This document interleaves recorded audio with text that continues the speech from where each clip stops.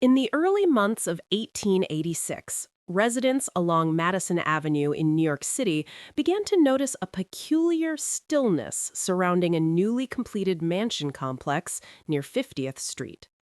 Contemporary newspaper notices from that year described the structure as vast, richly ornamented, and conspicuously quiet. Lamps were seldom lit, deliveries ceased, servants who had once been seen entering the property no longer appeared.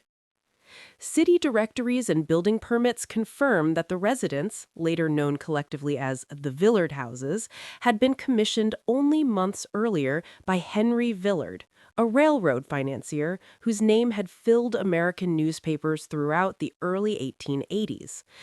The mansion was designed not as a private retreat, but as a declaration, a built assertion of financial supremacy during the height of the Gilded Age.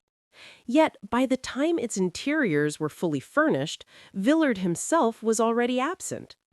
Archived reports from the New York Tribune and The Sun in late 1884 and 1885 document Villard's spectacular financial collapse following the failure of the Northern Pacific Railroad.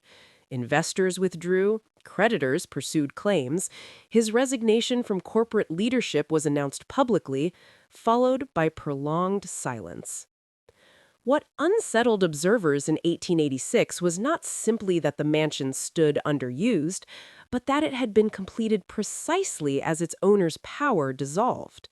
Census records, tax assessments, and estate filings from the period indicate that portions of the property were transferred, leased, or repurposed almost immediately.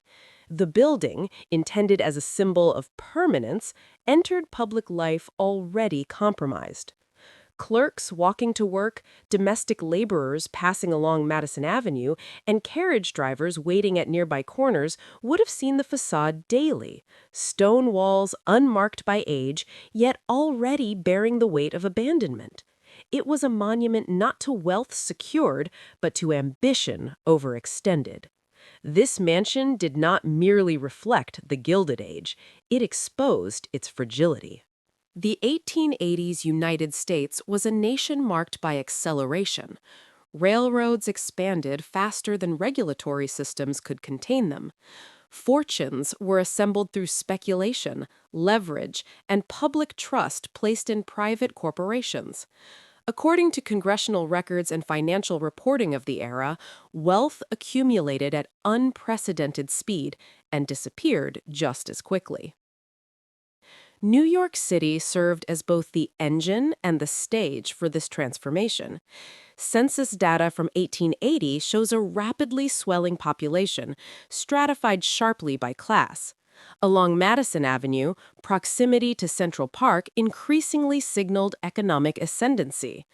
Townhouses erected there were not merely residences, they were statements of arrival. Henry Villard's decision to construct his mansion complex in this location reflected prevailing assumptions of the elite. Ownership of land and stone equaled legitimacy. Architectural commissions became extensions of corporate confidence. Yet, this confidence was underwritten by unstable systems. Railroad bonds, land grants, and foreign investment, particularly from Europe, formed a fragile web.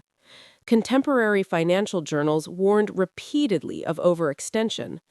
These warnings, preserved in archived editions of the Commercial and Financial Chronicle, went largely unheeded. The Villard houses were conceived at the peak of optimism.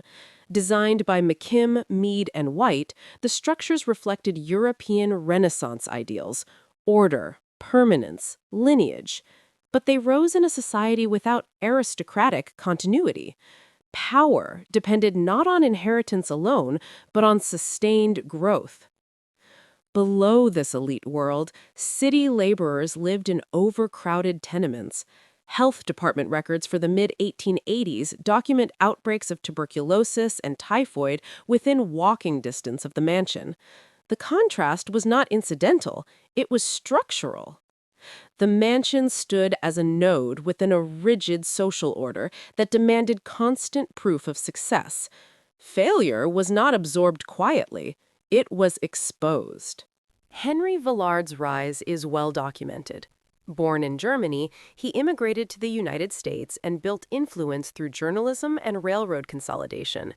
By 1883, newspaper accounts routinely referred to him as one of the nation's most powerful financiers.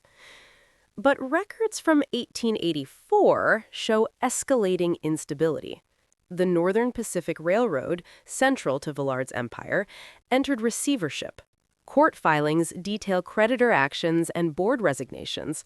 Villard himself withdrew from public life, purportedly suffering from nervous exhaustion, a diagnosis consistent with 19th century medical terminology. Other figures connected to the mansion included architects, contractors, and domestic staff. Payroll records and city employment logs indicate abrupt terminations and unpaid wages following the financial collapse. Some workers pursued claims through municipal courts. No evidence suggests criminal wrongdoing within the mansion itself. Instead, the escalation was institutional. The house became a fixed point around which reputations deteriorated. Archived correspondence between investors reveals concern not only over financial losses, but over public perception. The mansion, once intended to reassure, became an embarrassment, too visible to ignore, too costly to maintain. Official records from the late 1880s show no formal investigation into the broader consequences of Villard's collapse. This absence is notable. While labor disputes and financial failures were common, elite accountability was limited. Newspaper editorials focused on market correction rather than personal responsibility. Public silence followed private ruin.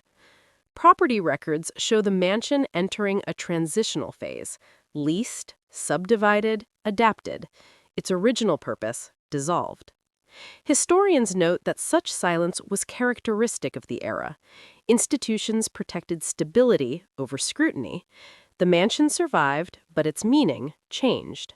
By the end of the 1880s, the mansion no longer represented ambition fulfilled, but ambition exposed.